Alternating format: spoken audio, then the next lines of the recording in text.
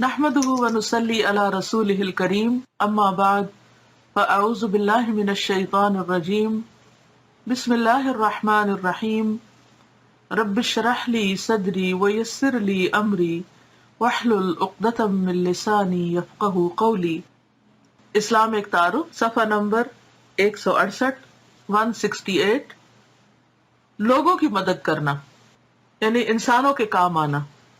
قرآن میں ایمان لانے والے کی صفات یہ بیان کی گئی ہیں کہ وہ خدا کی محبت میں اپنا مال دے، رشتہ داروں کو اور یتیموں کو اور محتاجوں کو اور مسافروں کو اور مانگنے والوں کو اور گردنیں چھڑانے میں۔ وَآتَ الْمَالَ عَلَى حُبِّهِ ذَوِي الْقُرْبَى وَالْيَتَامَى وَالْمَسَاكِينِ وَابْنَ السَّبِيلِ وَالسَّائِلِينَ وَفِي الرِّقَابِ۔ سورۃ البقرہ آیت 177۔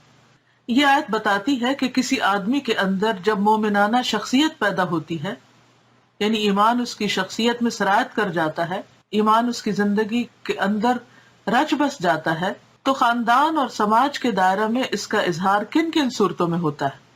جیسے آپ دیکھیں نا کہ بارش برستی ہے زمین پر اور پانی زمین کے اندر رچ بس جاتا ہے، تو پھر ایسے تھوڑی ہوتا ہے کہ بس وہ پانی اندر چلا گیا اور ختم۔ بظاہر تو یوں لگتا ہے جیسے اوپر کی زمین جب خشک ہوتی ہے کہ پانی کہیں گم ہو گیا، لیکن ہم سب جانتے ہیں کہ وہ پانی مختلف شکلوں میں دوبارہ باہر آتا ہے۔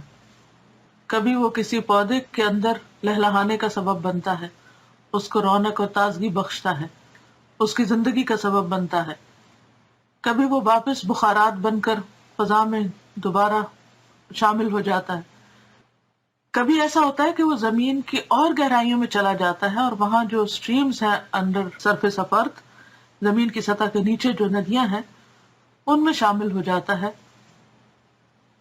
تو بات یہ ہے کہ وحی الہی بھی بارش کی طرح ہے، جس کی مثال مختلف مقامات پر ملتی ہے، قرآن مجید میں بھی اور احادیث میں بھی۔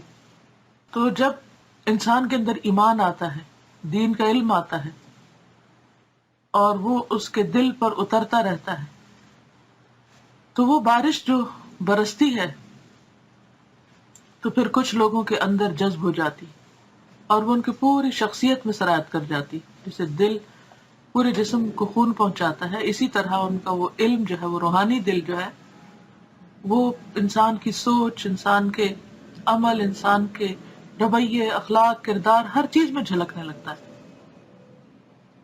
کچھ زمینیں ایسی ہوتی ہیں جو پانی روک لیتی ہیں، کچھ ایسی ہیں کہ جو پانی نہیں روکتی، یعنی انہوں نے نہ دھیان سے سنا ہوتا ہے، نہ اپنے لیے کچھ لیا ہوتا ہے اور نہ ہی جذب کیا ہوتا ہے، تو وہ پانی ایک طرح سے واپس لوٹ جاتا ہے، وہ دوسروں کے حصے میں چلا جاتا ہے۔ جو پانی پتھر پہ پڑتا ہے اس پتھر کے حصے میں نہیں آتا، وہ کسی اور کے حصے میں جاتا ہے جس کے اندر جھکاؤ ہوتا ہے، عاجزی ہوتی ہے، جو اسے قبول کرتا ہے۔ تو یہ آیت بتاتی ہے کہ کسی آدمی کے اندر جب مومنانہ شخصیت پیدا ہوتی ہے تو خاندان اور سماج کے دائرے میں، یعنی اس کا جو سرکل ہوتا ہے، سوشل سرکل، اس میں اس کا اظہار کن کن صورتوں میں ہوتا ہے۔ فرمایا کہ وہ اپنے ضرورت مند رشتہ داروں کی مالی مدد کرنے لگتا ہے، ان پہ خرچ کرتا ہے سب سے پہلے، کیونکہ وہ قریب ہوتے ہیں، ان کی ضروریات نظر آ رہی ہوتی ہیں۔ رشتہ داروں سے چونکہ ہر وقت تعلق ہوتا ہے، اس لیے اکثر ان سے طرح طرح کی شکایتیں پیدا ہو جاتی ہیں۔ یعنی جہاں ان کی ضروریات کا پتہ ہوتا ہے وہاں ان کا اخلاق اور کردار اور ان کا ہمارے ساتھ جو رویہ یا معاملہ ہوتا ہے وہ ہمیں بھی متاثر کرتا ہے، یہ ہمارے فیصلوں کے اوپر اثر انداز ہوتا ہے۔ پھر یہ کہ رشتہ داروں سے بظاہر یہ امید نہیں ہوتی کہ وہ شکر گزاری یا نیاز مندی کی صورت میں کوئی بدلہ دیں گے، وہ عموماً لے کے بھول جاتے ہیں، یا یہ کہ ظاہر ہی نہیں کرتے کہ انہوں نے کوئی فائدہ اٹھایا آپ سے۔ اس لیے اسلام میں بہت زیادہ ابھارا گیا ہے کہ آدمی اپنے ضرورت مند رشتہ داروں کی مالی مدد کرے۔ یہ اس صورت میں بھی ہے جب وہ ہمیں شکریہ ادا کرے، اور اس میں بھی ہے جب وہ ہمارا شکریہ ادا نہ کرے۔ یہ اس صورت میں بھی ہے جب وہ ہمیں کچھ لوٹائیں، اور اس میں بھی ہے جب وہ ہمیں کچھ نہ لوٹائیں۔ یعنی ہر حال میں ہم اللہ کے حکم پر عمل کرنے والے ہوں، کیونکہ ہم تو کر ہی اللہ کے لیے رہے ہیں، کیونکہ اوپر یہ کہا گیا نا کہ وَآتَ الْمَالَ عَلَى حُبِّهِ، کہ وہ اللہ کی محبت میں دیتا ہے، اللہ کی محبت میں دیتا ہے۔ کس کو؟ رشتہ داروں کو۔ تو جب ہم اللہ کی محبت میں دیتے ہیں، اس طرح یتیموں اور محتاجوں کی مدد کرنا مومن کے لیے بہت محبوب ہو جاتا ہے، کیونکہ وہ ان کے لیے نہیں کر رہا ہوتا، وہ اللہ کے لیے کر رہا ہوتا ہے، اور اسے پتا ہوتا ہے کہ ایسا کرنے سے اسے اللہ کی محبت نصیب ہوگی۔ اس کا درد مند دل اس بات کی ضمانت بن جاتا ہے کہ وہ کمزوروں کو دیکھ کر انہیں حقیر نہ سمجھے بلکہ ان کی مدد کے لیے دوڑ پڑے۔ یعنی پھر اسے کسی لیکچر کی ضرورت نہیں ہوتی، کسی کو موٹیویٹ کرنے کی ضرورت نہیں ہوتی، بلکہ وہ اپنی نگاہوں سے دیکھتا ہے کہ فلاں شخص ضرورت مند ہے اور مجھے اس کی مدد کرنی چاہیے۔ دیکھیں نا کہ بعض اوقات ایسا ہوتا ہے کہ کہیں پر کوئی کلیمٹی ہوتی ہے، کوئی مشکل حالات ہوتے ہیں، کوئی تکلیف دہ صورت پیدا ہو جاتی ہے، پھر لوگ فنڈ ریزنگ ڈنر کرتے ہیں، پھر لوگوں کو بلاتے ہیں، پھر جذباتی تقریریں ہوتی ہیں، پھر بار بار وہ کہتے ہیں، کہہ کے کہتے ہیں، پھر اس کے بعد لوگ اٹھتے ہیں، پھر کوئی کچھ دیتا ہے، کوئی نہیں دیتا، کسی پر اس وقت بھی اثر نہیں ہوتا۔ اس کی بنیادی وجہ یہ ہے کہ اللہ کی محبت ہی دل میں نہیں، ایمان ہی نہیں۔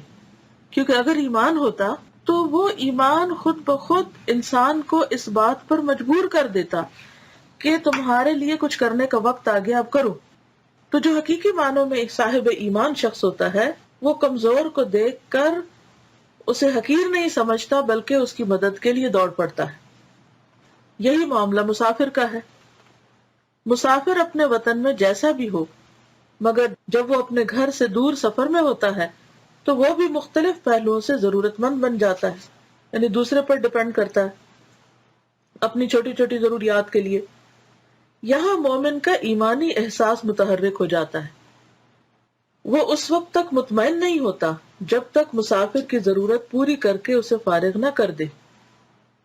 یعنی وہ اس لیے نہیں کر رہا ہوتا کہ چونکہ وہ کسی کو جانتا ہے یا نہیں جانتا، بلکہ وہ یہ سمجھتا ہے کہ یہ میرے رب کی رضا اور رب کی محبت حاصل کرنے کا وقت آ گیا۔